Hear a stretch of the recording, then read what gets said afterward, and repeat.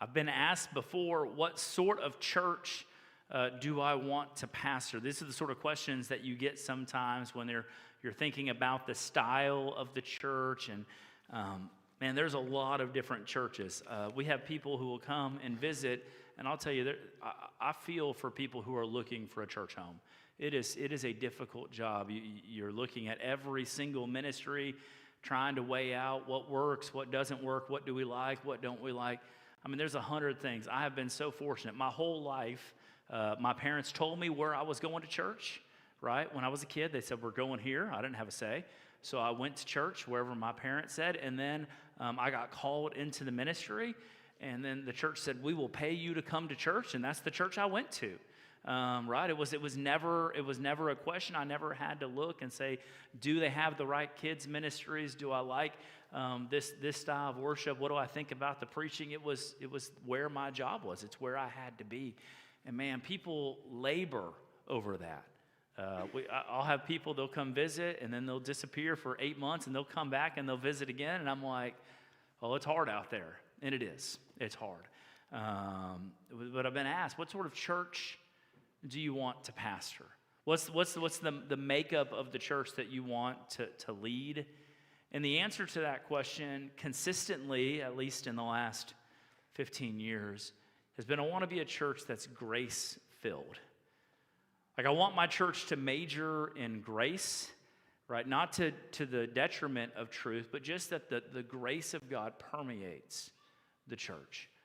So that broken people can come in with broken stories and not sit under judgment from other broken people, which we all are, but we can extend the grace of God, right? And that the freedom and forgiveness can be found in the face of Jesus Christ. Not to continue living a life of sin and a life of wickedness. No, we want you to put the old self away, but a place where you can come as someone who's broken and be put back together. The reason that this became such a deal to me was my last church that I was at. I got a glimpse of what that felt like in church.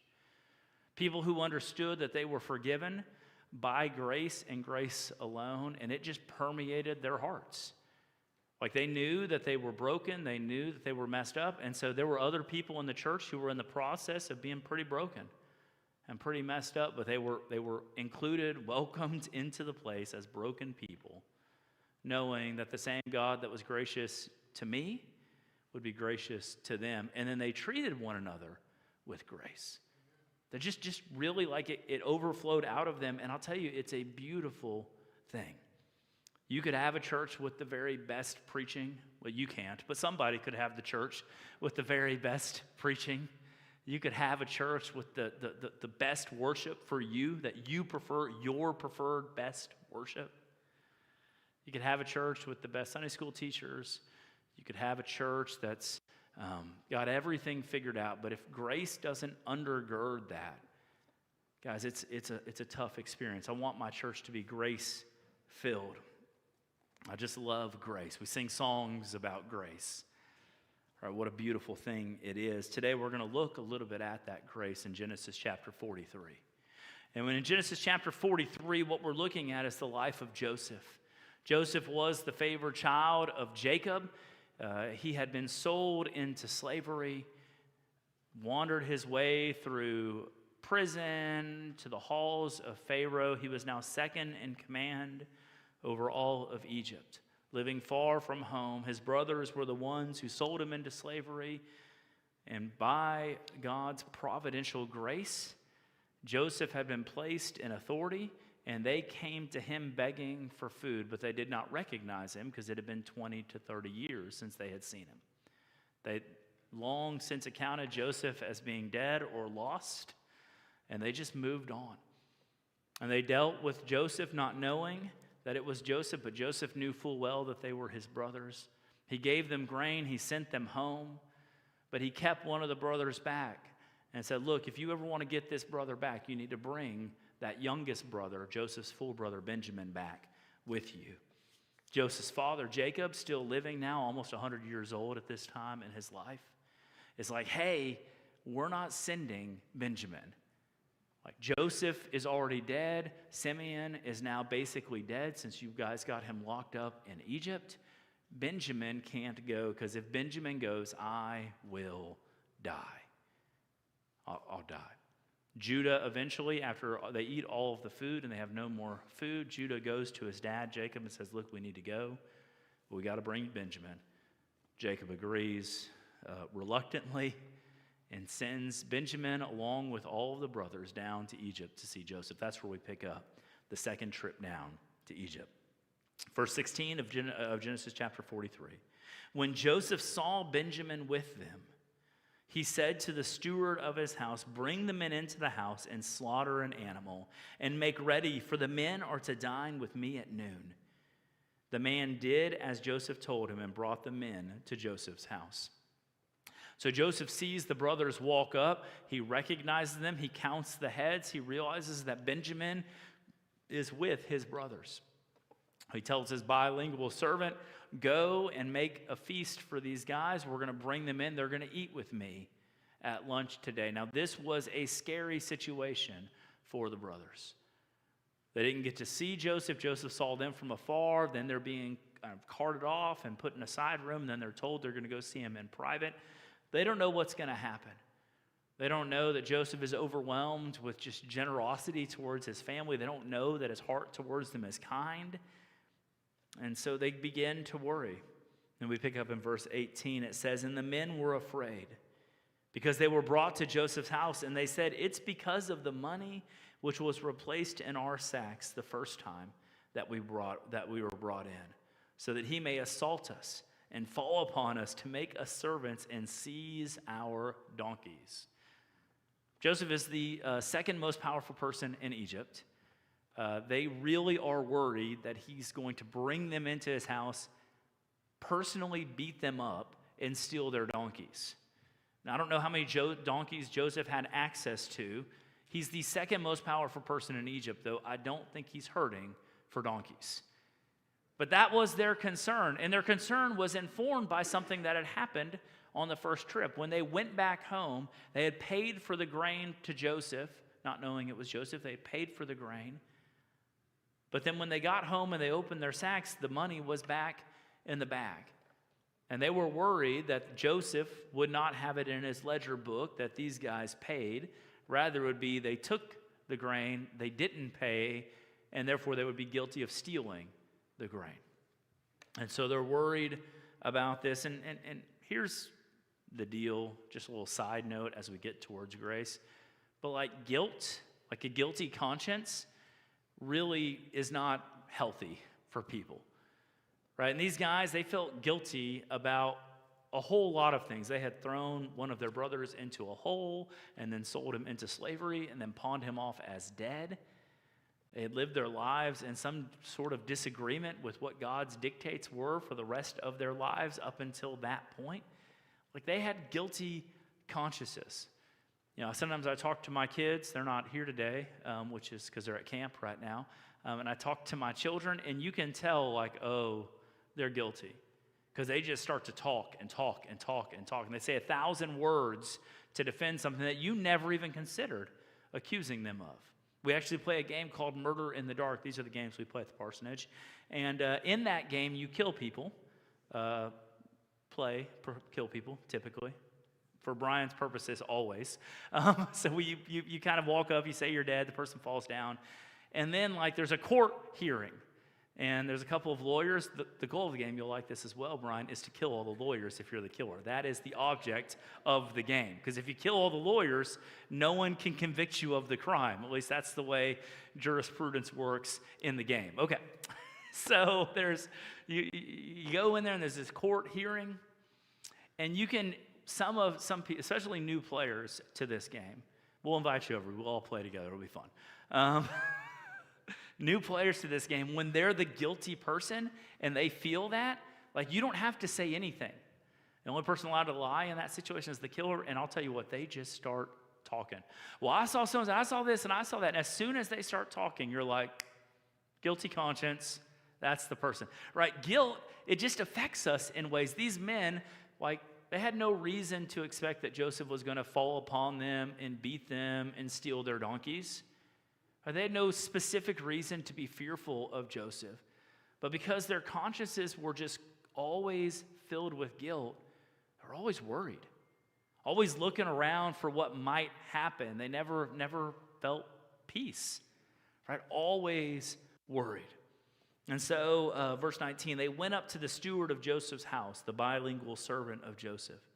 And they spoke with him at the door of the house, and they said, "Oh, my Lord, we came down the first time to buy food, and when we came to the lodging place, we opened our sacks, and there was each man's money in the mouth of his sack, our money in full weight. So we brought it again with us, and we brought other money down with us to buy food. We don't know who put our money in our sacks." And the steward replied, "Peace to you. Do not be afraid. Your God and the God of your father has put treasure in your sacks for you. I received your money." Then he brought Simeon out to them, the one who had been imprisoned. And when the man had brought the men into Joseph's house and given them water, and they had washed their feet, and when they had given their donkeys fodder, they prepared the present for Joseph's coming at noon, for they had heard that they would eat bread there. So these guilty consciences, and then they just begin to talk. We don't know what happened. They explain the whole situation to the steward of Joseph's, and Joseph's steward's like, "I received your money." And he did. He received the money, marked it as received, and then he put the money back in the bag. But what a beautiful thing is he's bilingual. He's speaking in Hebrew, and so he tells them, "Peace to you." And most of you don't know much Hebrew, but you know peace, shalom, right? It's one of the few words that you have stored away in your Hebrew lexicon, right? He looks at them and he says, "Peace. Don't be afraid." It's like the same words that the angels give to Mary and basically any angelic visit that comes. Peace. You don't need to be afraid. Don't be afraid. Peace. The beginning of grace that we're going to see in this story from Joseph is that he begins to give peace to his guilty brothers. His brothers have a reason to have a guilty conscience. They have done great wickedness in their life, but they are given peace. And peace is something that we really need in this world. I have a dog. You can go in my backyard and you can pet it. If you want it, make an offer. It's a good dog. It's like an Australian Shepherd Border Collie. It's the good-looking dog if you go in my backyard. I have another dog. I'll make offer to you, okay?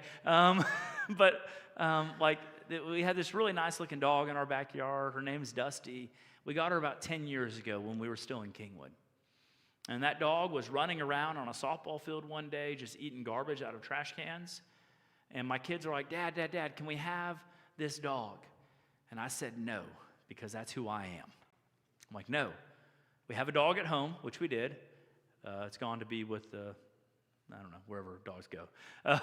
So it's gone on, right? That dog has passed away. And I said, we have a dog at home. We don't need another dog. We're good. They said, no, we need the dog. And then they go to my wife. And they're like, Mom, can we have the dog? Can we have it? Well, your dad said no, right? Your dad said no. So now I'm the bad guy, which is okay. And I'm like, no, we're not taking the dog. We go home without the dog. I'm feeling pretty good about myself right now as a father, man of my house, laying down the law, making decisions. We have the dog now, so you know the story doesn't end well for that line of thinking. If we go back 3 days later for the next game that week, same dog, running around out there, eating garbage out of the trash can. Softball field is pretty remote. It's not near any houses. That dog was lost, astray, abandoned. It was young. Just left out to its own devices. Dad, can we have the dog? Dad, it's still here. We need. So I give in. Fine, we'll take the dog home. We take this dog home, and we give it some food, and we let it inside our house. I go to work the next morning. I get a call before lunch the next morning, and my wife says, this dog is dying. I said, what do you mean this dog is dying? Like it was running. Like it's named Dusty because it was sprinting around the fields with like a whole trail of dust behind it. Like it was an active dog. I said, what do you mean it's dying? I saw it yesterday. It's about as lively as any dog I've ever seen. She says, it is passed out on the floor of the kitchen, and it will not wake up. So I come home, and I'm clapping, right in the dog's face. Nothing. It's breathing. The dog is breathing. She's breathing, but there's nothing there. I pull her eyelids open. Doesn't bother her. I pick her head up like 4 or 5 inches off the ground and just let it go, and it just falls down. She just doesn't stir at all. And now I'm like Googling, like, I brought a puppy into my house that's like randomly dying on me. What is it? So we're looking at parvo and some of like the fairly nasty diseases that dogs can have. I'm worried about our other dog. Like, I brought this dog home. Now it's killing my other dog that I've already got at my house. Like, I'm really frustrated with this. And then my wife's like, we need to take it to the vet. And I'm like, it's not even my dog. Like, it's not my dog. Why am I spending money to take this dog to the vet? She said, we need to take it to the vet. So we take the dog to the vet.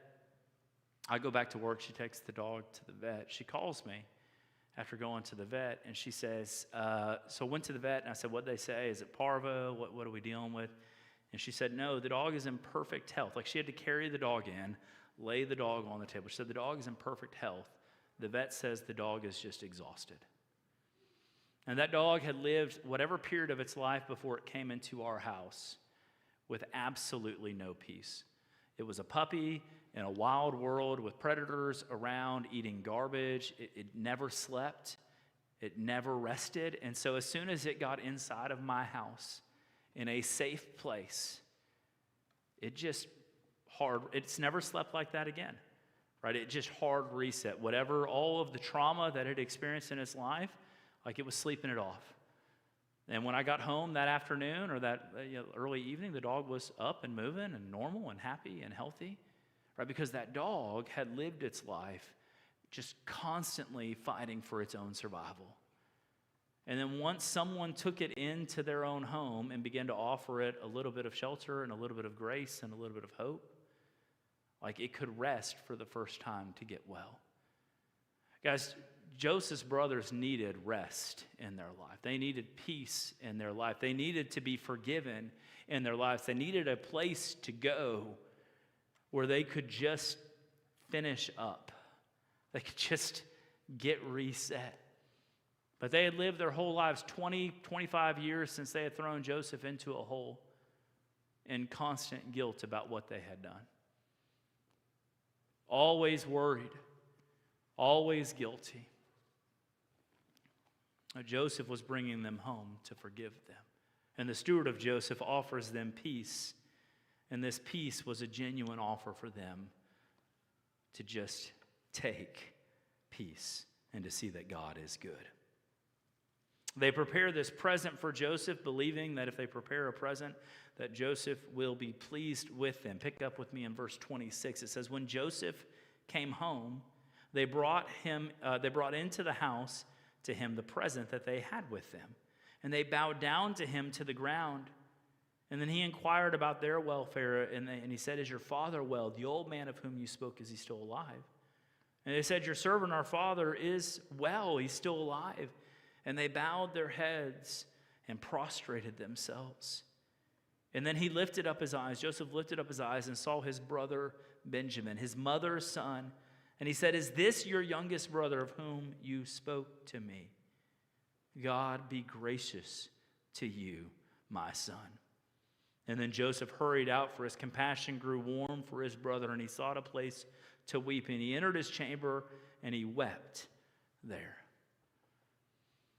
Joseph sees his brother. I love that they lay out the gift, and that's the end of the gift. Joseph isn't like, oh, pistachios, very nice. Like, oh, this is some very impressive balms that you have here. No, none of that. He's like, how's your dad? How's your family? What's going on in your world? Are you guys okay? He sees Benjamin. He's like, and this is the Benjamin that you told me about, the son that didn't come last time. God be gracious to you, my son. And you can imagine Joseph in this moment, right? For the first time in a long time, he sees his brother, who was just a child, likely when he disappeared from the family. Now his brother is a grown man, and he sees his brother for the first time, and he's like, oh, wow. Right? His heart is filled. He's filled with compassion, but he doesn't want to break character in front of his brothers, and so he runs away, go find a private place to cry. Joseph dealt with his emotions. This is aside, it's free. But God can handle your emotions. A lot of times we put on brave faces for other people, and I appreciate that, honestly. If you were all in here sobbing all the time, that might make it difficult, right? Because all of us have sorrows and hurts and things in our worlds that's challenging, painful. We all have our issues. But God can handle those issues. And you're in good company when you go to God and you pour your heart out to Him. And it's not always pretty. It's not always the deacon prayer that's eloquent and you're like, oh my goodness, that was such a beautiful turn of phrase. Sometimes it's, you read the Psalms. Sometimes it's that. Where are you, God? Why are you abandoning me? Why am I doing this alone? Everyone around me is against me. I'm surrounded by my enemies. The wicked are prospering. The righteous are perishing. God, where are you? You know, and we feel those things. When your life goes bad, when your life goes challenging, when things happen that should not ever happen, you feel those things. I want you to know God can handle your emotions. You don't have to hide that from Him. Now, you may need to hide it from others. You may need to go to a place alone and have a moment with God to pour out your heart. Guys, it's worthwhile to do that. I've had a number of occasions where this has been my story. One time I was driving down the freeway, 70 miles an hour, sobbing in my car, yelling at God. Probably not the safest drive I've ever made down I-35. The grief, the disappointment, frustration, anger, betrayal, all of the emotions that I was feeling just utterly broke my heart, and I'm just sobbing. I'm not an overly emotional guy. Most of you haven't seen me cry. It may not be true. Some of you have. I'm just not overly emotional. But man, I couldn't do it. And then between when I was able to gather myself enough to utter any phrases, I mean, God, what are you doing? Why are you doing this to me? Lord, what is your plan? What the heck is going on? And then back into crying. And for about an hour, I had crying interspersed with me yelling at God. And then peace. It's not that my problem went away. It didn't. It's not that it was magically solved. It wasn't. But I realized that the God of the universe, who has always been in my life, has always carried me up to that point, still saw me in my need. I want you to know God still sees you. Today, if you need to cry out to God in the midst of your emotions, that's okay. You're in good company. Joseph does it. Moses does it. Elijah does it. Right? It's a pretty common experience of the leaders in our scriptures. They have emotions. And God is not scared of your emotions. You don't need to protect God from how you feel. Just be honest. And then ultimately come back to trust that God is good. That's what I love about the Psalms. David will just go after God.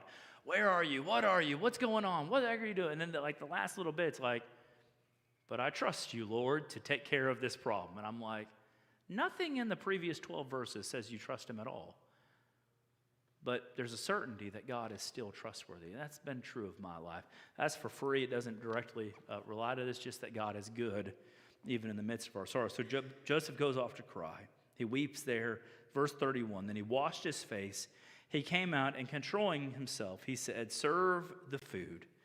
They served him by himself, and them by themselves, and the Egyptians who ate with him by themselves. So 3 different tables, because the Egyptians could not eat with the Hebrews. For that is an abomination to the Egyptians. And they sat before him the firstborn according to his birthright, and the youngest according to his youth. And the men looked at one another in amazement. Portions were taken to them from Joseph's table. Benjamin's portion was 5 times as much as any of theirs. And they drank, and they were merry with him. So what happens here is Joseph comes back, controls himself, says, let's eat. And he welcomes them into a feast. A feast with his brothers who threw him into a hole. A feast with his brothers who betrayed him, left him for dead. A feast to celebrate them, to honor them. And he sits them down in age order, which is statistically kind of hard to do. Right? These are all grown men. Some people age better than others, right? I'm an old 42. I got the white beard. I got the white hair. I got the grandchild. I'm an old 42, right? Some of you are, Doc Sheffield, right? I said you were 60 or whatever when you turned 60. I said, man, he's a youthful 60, right? Was that what I said? I feel like that was a direct quote. Yeah.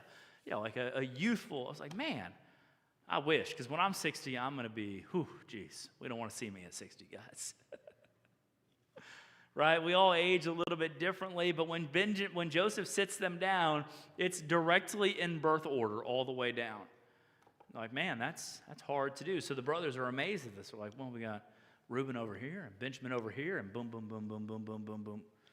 That's impressive that we're all lined up just right. And the food comes, and they all have plenty. Benjamin has more than plenty. He has 5 times. I don't know if Benjamin was particularly scrawny and Joseph was trying to fatten him up, or really he just wanted to bless his full brother. But he gives them all food. He gives them this. And guys, this is the picture of grace. They didn't deserve to eat with Joseph. They didn't deserve to sit down at the feast with Joseph. What they deserved was punishment for their crimes. Right, this would be the time when most of us, if we were writing this story, right, Joseph would pull off the mask. He'd be like, hey, I'm Joseph, and all of you are dead except for Benjamin. Right, and we'd be like, got him. Right, like, get him. These guys, you've waited your whole life stewing and angry and you were a slave, and then you were in prison for a crime you didn't commit, left to rot there for years on end, and now you finally have your foot on their neck. Just crush them. But that's not what grace does. Right? It goes the other way. When we're guilty, when what we are deserving of is punishment and guilt and eternal separation from our God in heaven, he gives us a feast and fellowship and a home in heaven that we don't deserve. Grace is unmerited favor, right? Undeserved favor. We don't earn grace, otherwise it would be a wage. It's unmerited favor. He gives us grace. What a beautiful thing that is. And you know, one of the pictures we have in the New Testament of grace is a feast, a banquet where all are invited to come, and we get to sit down at the marriage supper of the Lamb. You're invited to that feast, and you don't deserve to be there. You're not good enough. You're not holy enough. You're not righteous enough. But God, who is rich in mercy and abounding in grace, looked down and said, I will send Jesus Christ so that you and I can sit together forever. Guys, I love that picture. You know, one of the stories about this wedding feast parable, like there's all these people in the wedding feast. It's a big party. Everyone's having a good time. And then there's one guy in there who's not dressed right. He is tossed from the marriage feast because he's not wearing the proper attire. Guys, I want you to know, like God's grace is abounding. It's there. But you must be dressed appropriately to enter in. And that doesn't mean wearing a jacket, right? Doesn't mean wearing closed-toe shoes, right? Doesn't mean combing your hair just right. No, it means are you covered in the blood of Jesus Christ? Are you dressed appropriately? Has he taken your garment and washed it white as snow? Are you washed in the blood of the Lamb? Guys, the whole point of Jesus Christ coming was to make a way, right, for you to be reconciled to the God who you've wronged. Your sin separated you from God. You've corrupted yourself. You've made it where there's no path forward for you. But God made a way, and through grace, he gives it to you for free. You don't have to have it all figured out. You don't have to get it all done. Christ has done it for you. Christ died on the cross for your sins. He rose from the dead. What sort of church do I want to be a part of? I want to be a church that understands that grace. The only reason that I'm able to go to that feast isn't because of me. It isn't because of my preaching. It isn't because of my Bible study. It isn't because of my worship. It's because Jesus Christ died for me. And I, right, am fully convinced of that, and I believe that by faith, that Christ died for my sins and rose again. And if you'll believe that by faith, you'll be dressed appropriately, and while you may deserve punishment, while you may not deserve to eat at the table with the King of Kings and Lord of Lords, he's made a way for you through grace. That's the church I want to be, a church that understands the power of grace. If you already know that, if you already trusted in Jesus Christ for your salvation, if you've been firmly convinced and you believe in Jesus Christ today, I want you to know, like, I am thrilled about that. Live your life today extending grace to others.